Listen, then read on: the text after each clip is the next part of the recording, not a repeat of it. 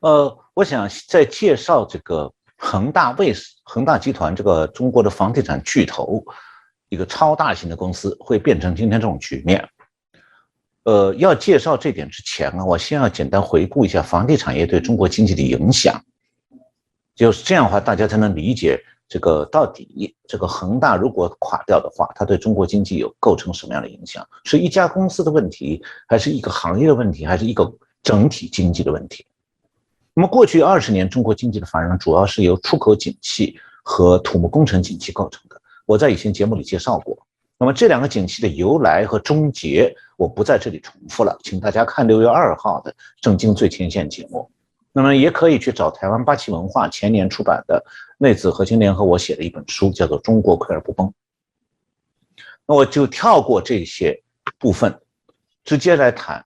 这个现在的局面。就是过去10几年，中共曾经把房地产变成了中国经济成长的支柱。它短期内是带来经济繁荣和城市建设突飞猛进，让外国人很稀里糊涂的以为中国这个多繁荣多强大。但同时，它也造就了比日本当年的房地产泡沫更严重的泡沫化，由此带来日益严重的金融危机。不断飙高的这个房价刺激的炒房的热潮，也吸干了中国的中产阶家庭的财力，同时导致房地产公司大举扩张，举债买地建新房。然后随着房价碰顶了以后，中共开始害怕潜在金融危机的爆发。所以习近平就讲了一句话，说房住不炒，意思就是房子是用来住的，不是用来炒的。这句政策口号呢，就让各地政府开始打压房价，限制购房。所以我们想在台湾恐怕永远听不到说地方政府、县政府、市政府会下令说买房有个顶我政府给出一个你们家房子的参考价，你只许按照参考价卖房。那大陆现在很多城市已经这么做了。所以现在中国这个房地产景气已经不可避免的终结了。接下来的经济局面是什么？就是房地产公司的资金流开始崩盘了。那么先是中小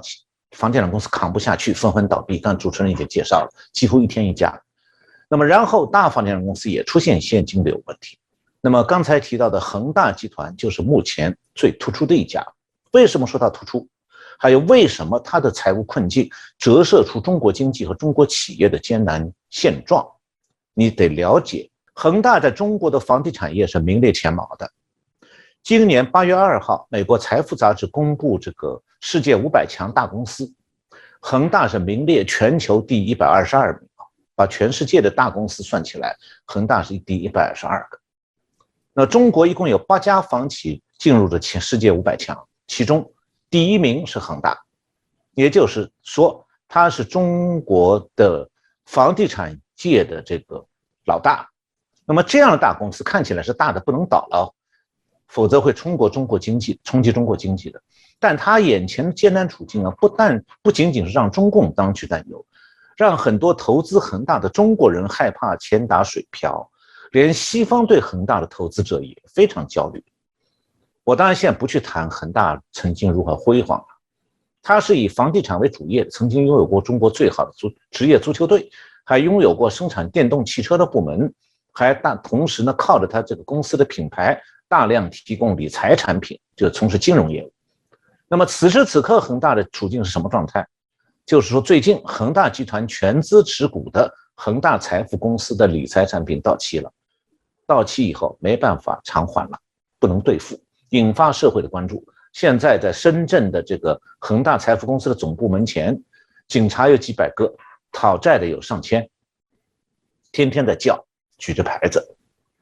那么恒大财务报表上现在的状况是这样，总负债2万亿人民币，其中有息负债是5718亿，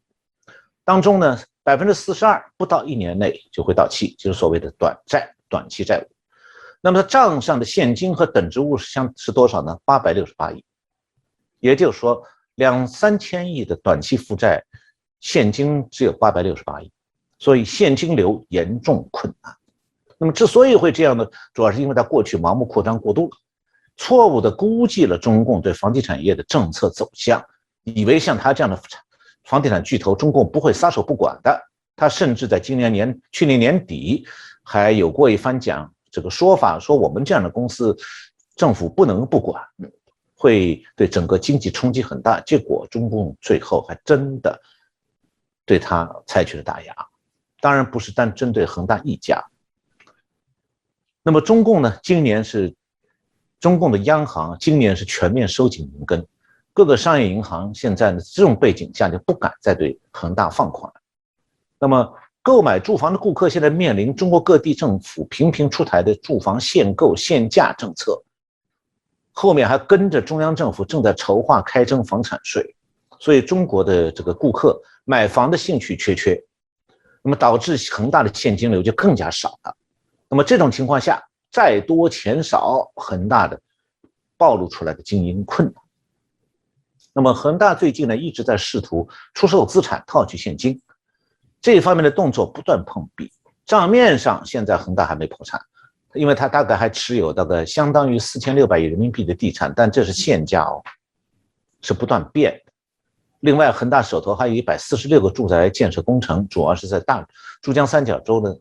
这一带，其中深圳是62个。但是在中国经济日益困难，房地产业遭到当局打压的局面下，恒大过去拥有大量土地和住宅工程这种资产优势，现在反而变成了劣势。为什么呢？因为现在土地和住宅工程谁都想出手套现，找不到买主，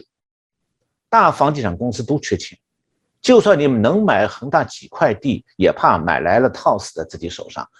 那么结果呢？现在是恒大拿着地拿着房，这个在建的工程想找人接盘，找不到买主。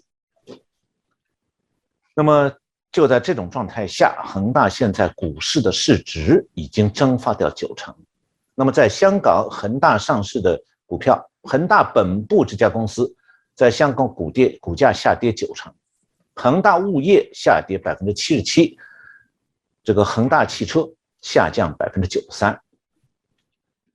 那么当然中共也确实不是对恒大就完全的撒手不管，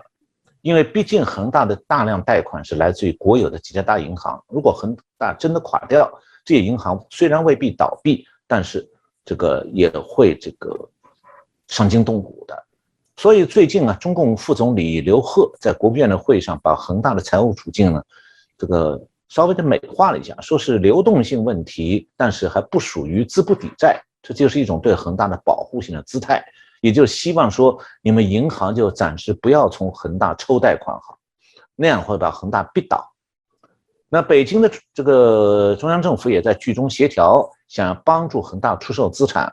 降低这个恒大的这个资产负债率，还有减少恒大垮台造成的社会影响。